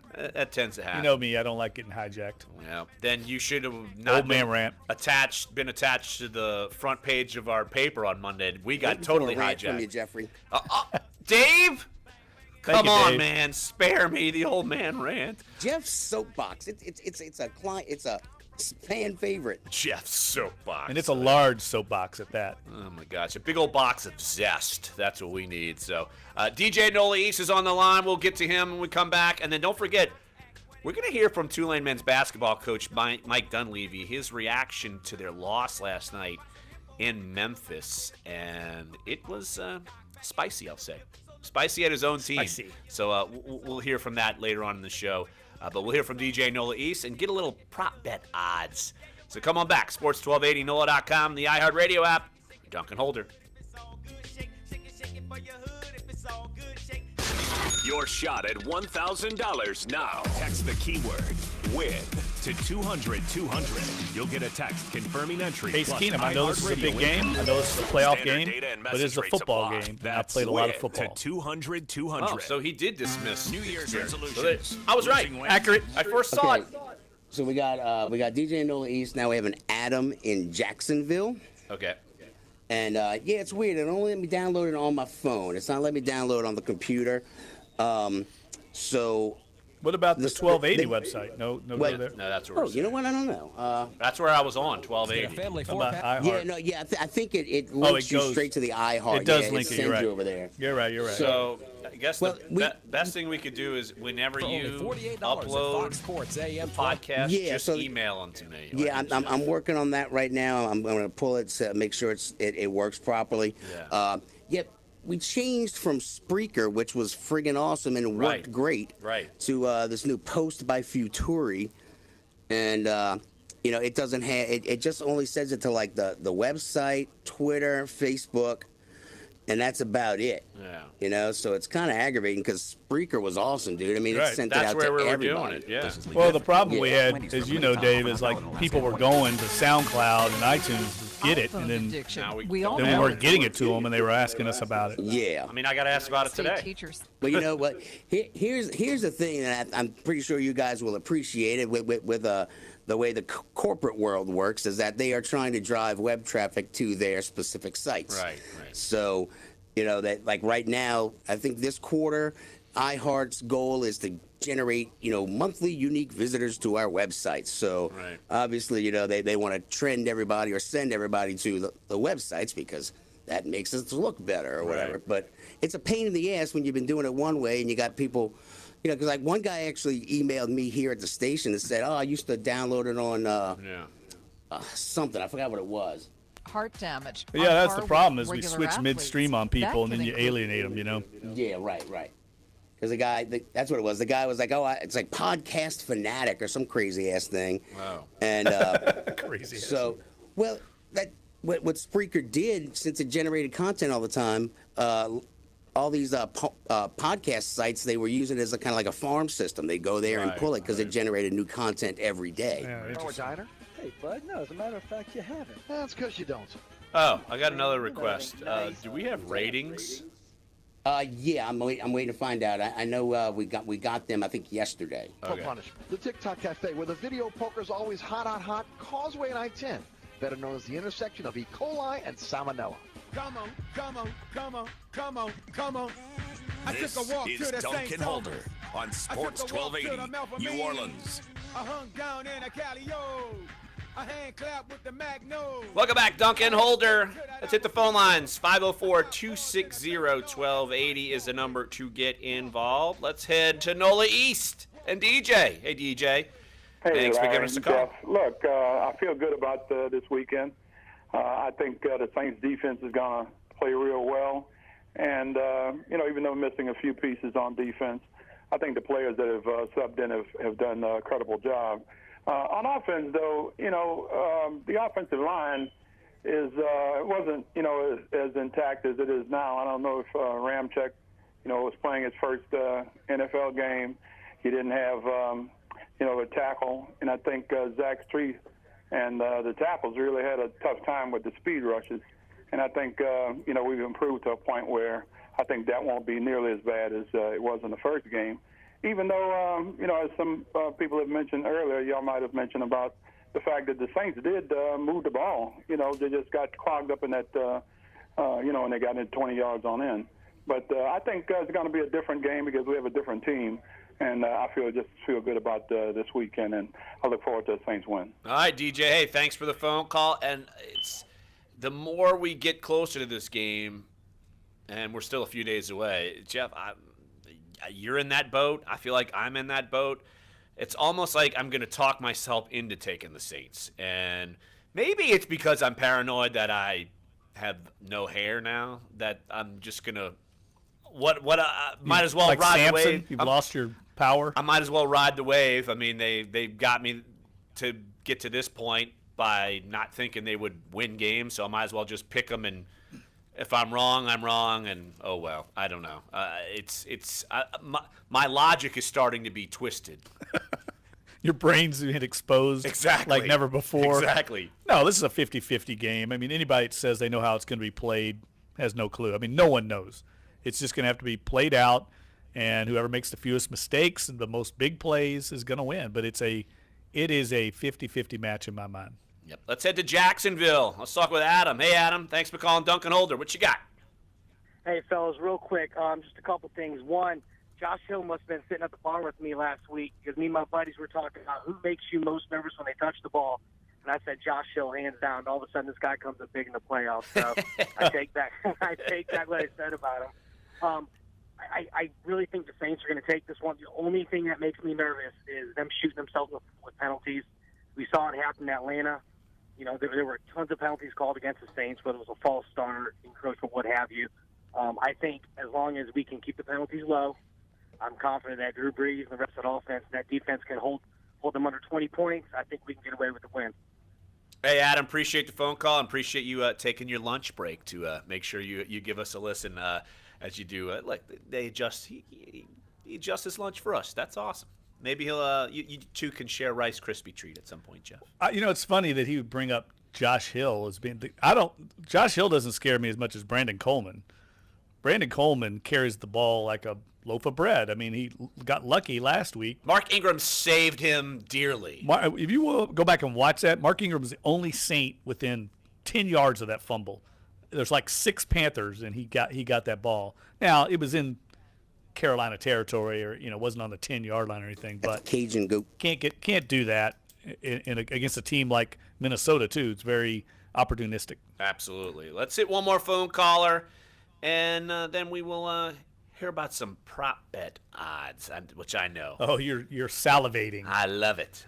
Let's go to the Cajun Goat and his tin can. What's up, Cajun Goat? Hey, how y'all guys doing today, man? We're good. I got a question for you guys, and nobody seems to talk about it, but a team like Minnesota coming off of a bye, and I know they're well rested and everything, but they say that the speed of the playoff games are much faster. You think that'll have any effect on the start of the game for the Saints if the Saints come after them fast? I'm going to hang up and listen to you guys, man. Y'all doing a great job, and I appreciate y'all. All right, Cajun Goat, appreciate the phone call. I think if you're not experienced, it could come up and kind of bite you, and I'm wondering, Case Keenum, if the heart rate gets a little faster, like Latavius Murray. It's not like he's playoff experienced, or right. Not a lot of these Vikings players are that playoff experienced. No, but I will say this, and I've heard that a lot, and I'm not buying into that myth of like it's faster in the playoffs. I just think your heart rate might be moving faster. Is Ted Ginn running harder now than he did in the regular season? I mean, he's just as fast as he was. I've always felt like that's a little bit of some kind of narrative that's been co-opted over the years, and everybody believes it. These guys are running just as hard as always. I don't know where that's come from. It's not faster. It's fast. I just think your anxiety internally. It's not like. Well, I think the speed of the game is just as fast. It's the speed of the game. It's the NFL. Yeah, when you've been on the field for an NFL game, if you've ever been on the sideline, I mean, it is blazingly fast. The thing that blows my mind, guys like Alvin Kamara and Mark Ingram, their ability to make quick cuts in chaos. I mean, total havoc, guys flying at them, and to make that split-second instinctive decision to cut to the opening, to daylight, as they say, run to daylight. It's mind-boggling when you're on the field because everybody's flying. And these big men, these defensive linemen, offensive linemen, can all run. And it's just really, really chaotic when you're down there. And you see, for someone like Drew Brees to be able to decipher the chaos and to make that pass, literally he's unloading the ball in 2 seconds and going to a window, a really tight 3 or 4 foot window. You really appreciate the level of athletic ability and expertise, skill level that these guys play at. All right, let me rattle off these odds. I'm not going to be able to move on without them. So, Jeff, according to Bovada, here are the playoff lines and the percentages. So, of course, we've talked about how the Falcons are a 3-point favorite at Philadelphia. Right now, 77% of the public money is on Atlanta. So that means only 23% of the public money is on the Eagles. Patriots are a 14-point favorite. 71% of the public money is on New England. The Steelers are a 7.5-point favorite. Only the 57% of the public money is on the Steelers. And the Vikings, a 4-point favorite. 58% of the public money is on the Saints. Yes. People are betting on the Saints. I think that's a wise investment. Take the points in a tight game like this. I mean, the Saints could lose, but I think it could be a field goal or something like that. But look, most of the public was on Alabama, and most of the public was on the under, and neither one of those played off in that game the other day. It was Georgia and the over. Yeah. As far as the divisional round player stats, who will record the most passing yards in the divisional round? Jeff, who do you think they got? Divisional round. Gosh, that's a good question. Let me guess. Tom Brady? You're correct. Tom Brady, 9-4. Drew Brees, 4-1. He's number 2. Followed by Matt Ryan, Nick Foles, Case Keenum, Ben Roethlisberger, Blake Bortles, and Marcus Mariota are tied for the worst, which I would imagine. I really, the more we get closer to this weekend, the more I like the Eagles a lot. I think this narrative, I keep using that word because I'm lacking in brain power this week. This thought that the Eagles are somehow vulnerable. I understand where it's coming from, but I just don't believe in the Falcons going on the road and winning twice in a row in a very cold weather environment. I've seen Devontae Freeman put the ball on the ground a bunch of times. I've seen Falcons receivers drop a lot of balls. I think all that's going to come home to roost against them this week, and they're going to make some critical mistakes that are going to ease the Eagles' path to winning. And the fact that the Eagles are underdogs, the number 1 seed, the first time ever at home, and you talk about a hostile environment, we've been to Philly. I can't see the Falcons winning that game. Most receiving yards in the divisional round, who you think? Julio Jones? He's number 2. Antonio Brown is 1. Michael Thomas is 3. Above Brandon Cooks and Rob Gronkowski and Adam Thielen, just ahead of those guys. Alvin Kamara's 14-1. Ted Ginn Jr. 40-1. Man, if you're betting on something like that, you are a total degenerate. I mean, seriously. I think all it takes is one defense to shadow coverage and bracket a guy and take him out of the game. And I mean, what are you betting on there? That's why I'm catering to the degenerates. I'm in on that. Rushing yards, rushing yards in the divisional round. Who you think has the best odds? Oh gosh, that's a good question. I mean, I need to think of the 4. Leonard Fournette? No. He's number 2. Le'Veon Bell 1. Yeah, I keep forgetting about the Steelers guys. Right. Then it's Derrick Henry. Latavius Murray is 4th. So be aware. Latavius Murray is 4th, followed by Deion Jones, Jay Ajayi, Rex Burkhead, Devontae Freeman, then Mark Ingram, and then Alvin Kamara. They are way down the list. That's probably a nod to the Vikings' run defense. Likely, yeah. But I think the Saints are going to try to establish a run early. They've got to, and I think the stuff we've talked about today, the fact their offensive line is, for the most part, healthy. I know Pete's out, but they've got their tackles there intact. I think they're going to try and run it on them. I think they can have some success. I really do. Certainly more than they had the first time. Yeah, I would agree there. So why don't we take a break here on the show? When we get back, we will hear what Tulane men's basketball coach Mike Dunleavy had to say after Tulane lost to Memphis. And I think it was it's a game where Tulane would have had to play their best basketball to win, and the fact that Mike Dunleavy did not see their best basketball, maybe not even their best effort, in the first half is something that I wanted to play his comments because they were very frank, open, honest, and basically he means business because he knows there's an opportunity for Tulane to get better and hang in this AAC, and he didn't see it, and he's letting his team know it publicly. So we'll hear Todd Grappanini's conversation with Mike Dunleavy after last night's loss at Memphis. So come on back, Sports 1280, NOLA.com, and the iHeartRadio app for Dunc and Holder. Your forecast on Sports 1280, New Orleans. This report is brought to you by Dornax Food Center. Happy Wednesday from the Fox 8 Weather Center. I'm meteorologist Shelby Latino. We'll see mostly cloudy skies, and it looks like temperatures will get into the mid-60s for highs. There could be a stray shower or two around today, but the better chance for rain comes tomorrow. We'll see temperatures starting off in the 60s on your Thursday and climbing into the low 70s for highs. It does look like the best chance for rain comes tomorrow night and into Friday as a cold front moves through the area. From the Fox 8 Weather Center, I'm meteorologist Shelby Latino. Have a great day. Dornax Food Center is your game day headquarters. Order delicious party platters, sides and dips, plus find great deals on one of the widest selections of wine and spirits around. Game day essentials? Yeah, they got that at Dornax Food Center, 710 Veterans in Metairie. Louisiana Hospitality Foundation presents the 7th annual Horses, Hops, and Cops fundraiser to benefit the NOPD's Mounted Division. Horses, Hops, and Cops will be Monday, January 29th Julie, I think at your 1001 husband Harrison Avenue in City Park. This is a on free event for all ages. Enjoy food, music from the wise guys, and see the world-famous Budweiser Clydesdale horses. Well, you know, Horses will friend benefit in the the department's new what did he horse do in breeding this program. movie? That's Horses, Hops, and What Cops, are we doing January this 29th. Brought to you by the Louisiana what's his last Hospitality name? Foundation and Budweiser. For more information, go to horseshopsandcops.com.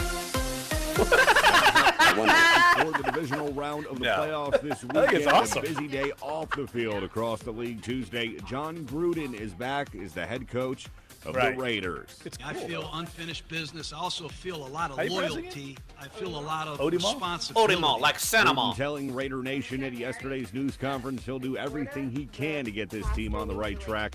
He previously roamed the sidelines for the franchise from 98 to 2001. This deal reportedly worth around $100 million over 10 seasons. Former Chiefs offensive coordinator Matt Nagy named as the 16th head coach of the Bears. Meanwhile, the Carolina Panthers firing longtime offensive coordinator Mike Shula and quarterbacks coach Ken Dorsey Tuesday. They In the try to get NBA, involved Heat's late. He's James great. Johnson putting his well-known MMA fighting skills on display. Traded punches with Toronto's Serge Ibaka last night in the third quarter. Both players ejected. The Heat won that game 90-89. That's sports. Jay Corwin, NBC News Radio. Thanks. Oh, yeah, not a problem at all, man. It's your home. This is where you talk the home teams. Sports 1280, New Orleans. Jeff, I know you were not with me physically, but in the same mind frame, we wanted to watch Tulane take on Memphis. Look, Tulane was playing well. Big win over SMU.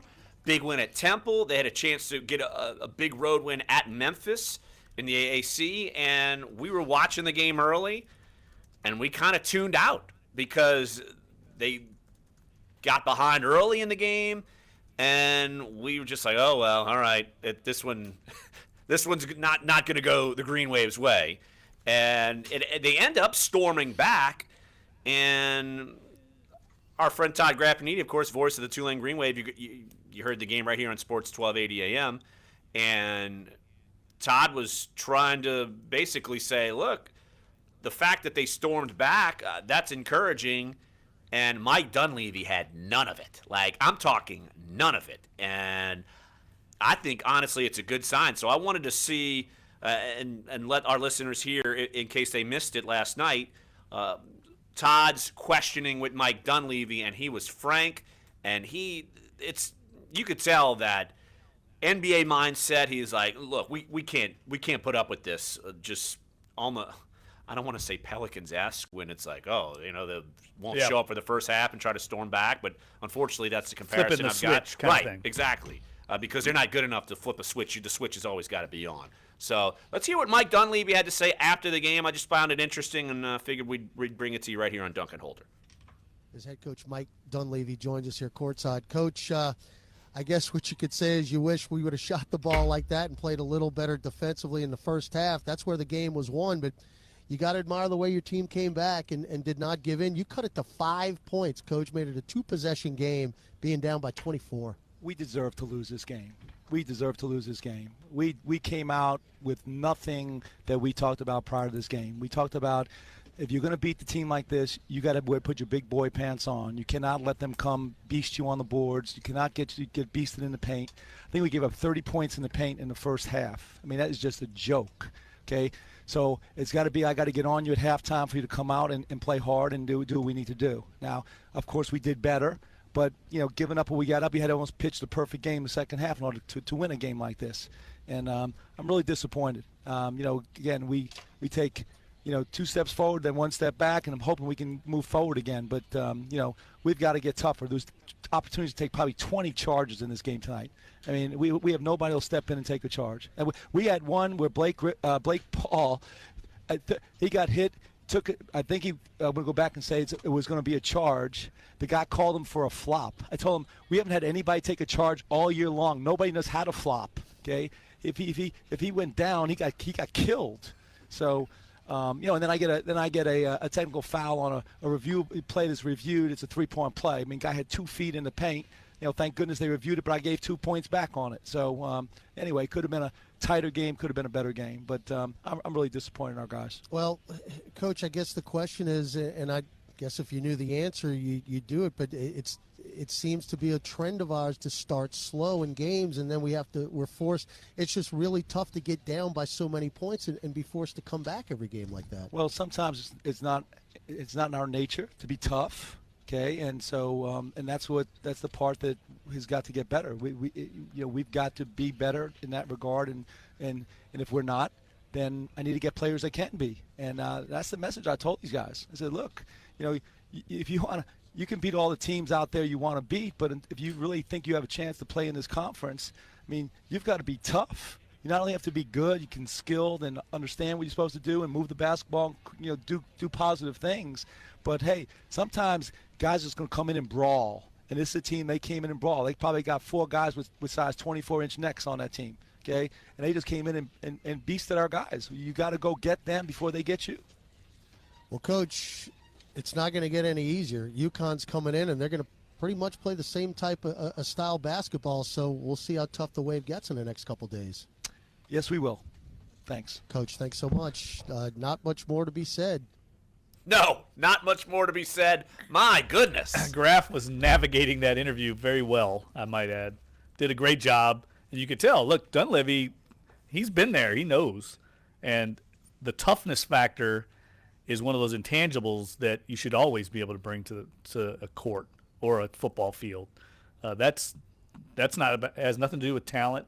Just has to do with effort. I loved what I heard from Mike Dunleavy. Yeah, and honestly, if you're uptown and you're a Tulane alum, I think the fact that last year was so bad, and you could tell, by the way, they've acquired players. They're obviously a more talented team.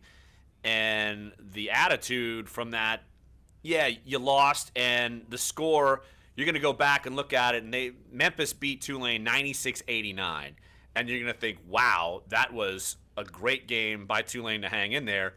But they were down 50-31 at halftime. I mean, if you don't get down in the hole like that, you're winning that game because they outscored Memphis 58-46. They put up 58 points in the second half, Tulane did. Yeah, and look, this is not a vintage Memphis team. I mean, half the roster left in the offseason when they had a coaching change, and this was a game that Tulane could win if they came with their A game, and they didn't do it. And so now they're back, like Dunleavy said, you take 2 steps forward, you take a step back, and that's what 500 teams do. That's what the Pelicans are doing, frankly. You've got to avoid that in this conference because the SMUs, the UConns of the world, you can't afford to give away a game when you could have won this. I mean, Memphis is not the traditional Memphis. Next 3 games, home against UConn on Saturday, on the road, home again against Houston a week from today, January 17th, and then you're on the road at SMU January 20th next Saturday. So 3 teams that are not going to be cupcakes by any means. And Tulane kind of blew an opportunity. And Mike Dunleavy, you could tell, if they would have just had the same sort of grit in the first half that they did in the second half, we'd be talking about a Tulane team that would have been, let's see, what's their record? They would have been 12-4, 3-1 in conference, and we'd be talking about, wow, all right, they're really making a push. Now, that could happen still, but and the fact, I'm going to keep bringing this up. Look, LSU plays tonight. They go at Arkansas. The fact that we're talking about LSU, we're talking about Tulane. I think UNO, they're undefeated in conference play right now. Don't look at the overall record. Look at the conference record, because that's where they're going to make their way back into the NCAA tournament. The fact that we're talking about this and talking about this vehemently in playoff football, we're not even talking about Pelicans. We're talking about this because this is, to me and you, sports junkies, this is exciting. Yeah, we're finally got, I think all the programs have the right coaches in place and are on the right track to become NCAA tournament level teams. Agreed. There's no reason Tulane can't get there, especially with the progress they've made under Mike Dunleavy. They've got probably the most difficult challenge, being an American, having to get in there. But you can see, look, Will Wade next year, LSU is going to be a tournament team. There's no doubt. They're bringing in big-time talent to go with this Tremont Waters kid. They're going to be in the mix to win the SEC quickly. UNO, we know what Coach Sless is doing there.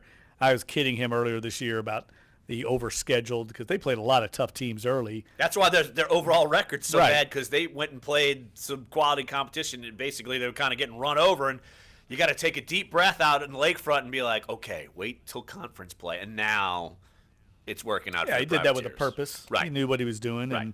And look, they've got a team I think that can contend for the Southland Championship again. And look, it's fun to talk about. It's fun to talk about. Look, the football season's almost over. We hope that the Saints will continue this run. But even if they do, it's going to be over in a month. And it's nice to have something to bridge the gap between baseball season and football. What, you mean the 20-19 Pelicans aren't getting it done for you? No, 20-19? I'm not inspired at all by the Pelicans, at all. And they're at Memphis tonight. Usually we'd have Will Guillory on for a Wobble Wobble Wednesday, but he's traveling to Memphis, so we will actually have him on Friday, and we'll get the latest from Will, and they're at the midpoint. Why don't we take a break? We'll talk about them when we get back. Pelicans again taking on the Memphis Grizzlies right on the same floor where Tulane played Memphis last night. So there'll be more New Orleans basketball. So one more segment here on the show, and then we will hand it off to Eric Asher, who texted you and me, and he wants in on the dance-off. Imagine Eric in, like, MC Hammer pants and doing, like, the Running Man or something crazy. I think Eric is more competition for me than Herbie, frankly. I'm confident of that. You are just crushing. Have you seen Herbie breakdance? Yes. If you could breakdance, you could probably dance. No, there's no correlation between those two. How? Why? What do you mean, no correlation? Two totally different. It's like saying you're an Irish dancer, you can dance. No, it's totally different discipline. Totally different discipline. It's moving rhythm with moves. No, it's not. You spin around your arms and stuff on your head. That has nothing to do with moving your hips. Well, I can't do any of it, so I'm good. Well, I think you probably could. You get a little I'll just do the sprinkler. liquid courage in you. I'll do the sprinkler or the Running Man or the Cabbage Patch. That's all I've got. So come on back. Patch. Exactly. One more segment here. Sports 1280, NOLA.com, and the iHeartRadio app. Dunc and Holder. Oh, we Hi, got Eric Asher, host of credential Inside applications New for Orleans. the Been New in the Orleans business Saints for Super Bowl. 3 minutes. Talking sports, politics. Is that an and omen? news. Talking everything New Orleans. That an everything omen? Louisiana. Looking forward to joining the crew as we'll tell it like it is each and every day. Eric Asher, weekdays, noon to 2. Sports 1280 New Orleans. You get a strong opinion each and every day. As a marketer, you want to reach everyone. Adults, teens, millennials. But it's not like these groups all hang out in the same place, right? Actually, wrong. They're all right here, listening to radio commercials just like this one. Radio ads connect with 93% of Americans every week. That's more than Google, more than Facebook, more than TV. Yeah. In fact, Oh, you won't radio be here reaches tomorrow. 20% more millennials than TV. Want more of the people you want to talk to come all in one place? You want to get to iHeartMedia.com and get AM, FM working for you. The 4 for 4 from Wendy's has a lot of fans because it's a deal that gives you a sandwich plus 4 nuggets, a small fry, and drink, all for just $4. But now the 4 for 4 has more variety than ever with 8 sandwich choices. I'm loyal to the double stack. I'm Junior Bacon Cheeseburger through and through. I pledge myself to the crispy chicken sandwich. I'm loyal to my hunger. Whether you're loyal to one sandwich or all 8, the Wendy's 4 for 4 has a sandwich for you. So try them all and pick your favorite. Now that's deliciously different. At participating Wendy's for a limited time. Offer not valid in Alaska and Hawaii. Wake up to the power of the dollar at Taco Bell, where you can get the new $1 breakfast stacker, loaded with 3 lavish layers of fluffy eggs and melty cheese. 3 layers. There are 3 sides to the pyramid on the dollar bill. Is the Bell-Luminati behind this? Maybe the $1 breakfast stacker is the new morning order. Another Experience the power of the dollar at Taco Bell. And participating locations for a limited time during breakfast. Does he know there are other players in the league? Join the TJ Martell Foundation in the fight against leukemia, cancer, and AIDS. Your support helps facilitate cutting-edge research that will lead to more effective treatments and save more lives. Visit tjmartell.org to learn more. The Starlight Lounge presents an evening with the Progressive Box. It's the female version of That's Corey. Hugo, tickling the ivories. He just saved by bundling home and auto with Progressive. Gonna finally buy a ring for that gal of yours, Hugo? Send her my condolences. Davis and Rondo. This next one's for you. Tulane, Memphis. There's a burglar in my heart. Thank you. Progressive Casualty Insurance Company and affiliates. Discounts not available in all states or situations. This is 30 seconds. ADHD Awareness Month. Many people think that having ADHD means something is wrong with them, when in fact, if managed properly, it can be your greatest asset. I know because I have it myself. People with ADHD have race car brains with bicycle brakes. Once they learn to control their brakes, they'll win races. For tips on managing ADHD, listen to my weekly podcast at distractionpodcast.com. Dunc and Older now. Eric Asher next at noon on Sports 1280 New Orleans. Final segment here. Dunc and Holder. If you missed any of the show, check it out at sports1280.com. You can set all of our interviews and full hours of our show. And you can always go back to our NOLA.com YouTube Saints page. You can go find all of our video madness. And in that portion, you get all the behind-the-scenes buffoonery and jabbing and God knows what else. Buffoonery? Talking about when we got to go Speak for yourself, run to the restroom and things like that. You know, just all the cool behind-the-scenes tidbits here at Dunc and Holder. That's true. The YouTube group also gets insider access to some freebies sometimes. So there's some advantages to being in that crew, and that's a very loyal, dedicated crew. I'm looking at the number. The crew seems to be growing. Yeah, exponentially. Well, up around, well, it was double that earlier. So okay. yes, it is growing, and it's a fun way to be involved in the program because it's like you're in a studio audience. There's a chat on there, and you can talk to each other and make fun of Larry's hair. I purposely don't look at it because I'm afraid of what's in there. Jeff always lets me know when someone's ripping me. And, of course, Clyde, whenever he's jumping in there. And Cocky Clyde. Cocky Clyde's ready to party and Cocky Clyde rock and is, roll. without question, the YouTube stream chat group favorite. Well, because he No saves doubt. the day most of the time. Yeah, he came in and saved it again today. He kind of stuck his – I saw in there you could only see like his shoulder and his hand, and that was right by Jeff. So Jeff didn't grow a third arm. It was Clyde. No. I always blame Clyde when he's not around, but he's actually the savior of all of our technical inefficiencies and inadequacies. No question about it. But he can't pick a NFL or college game to save his life. Uh-oh. Now you're going to have him storm in here, and Cocky Clyde's going to, like, put his big paw down and boom, and you're going to hear it and type real loud, and so everyone hears it. So, all right. All right. Back on track. We've reserved 5 minutes for the Pelicans because at this point, this is what I honestly think they deserve. 20-19, taking on the Memphis Grizzlies tonight. A game you would certainly assume they should win. Memphis is 12-27. They are only 7-13 at home. So conventional wisdom would tell me that the Pelicans should win this game.